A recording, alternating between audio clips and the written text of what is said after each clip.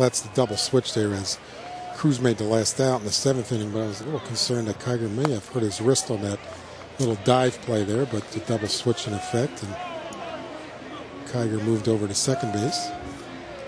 Jacobs has hustled his way to a full count here, leading it off in the 7th.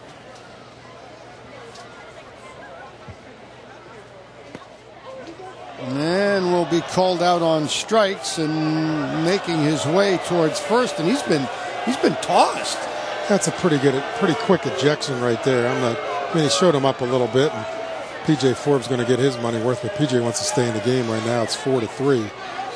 And Jacobs is letting him have it as well. That's a pretty quick ejection, and we talked about the killer bees right there, and it's just killing the ball game right here. There's a fastball, pretty decent pitch, might have missed inside and rung up by home plate umpire Lance Barrett. You see Jacobs not a happy camper, and he's still after Barrett. He just really needs to, good job by, guess who, your leader, Joey Hammond, getting Greg Jacobs out of the way. You know, you've had your say, go back to the dugout, don't risk any fines. And P.J. Forbes saying, you know what, that was pretty quick. And if this game would be out of hand, you'd see a little bit more demonstrative P.J. Forbes right there, but he's got to be a little bit careful. Well, the only thing we don't know, did Greg Jacobs say anything? I mean, his actions from where we are, you know, I don't think warrant what happened, but did he say something when he was going down there? You know, he's certainly saying something now. Yeah, he's got a few things to say right there, and there's certain words that are going to get you an automatic ejection. Right. Again, we don't have the privy to that.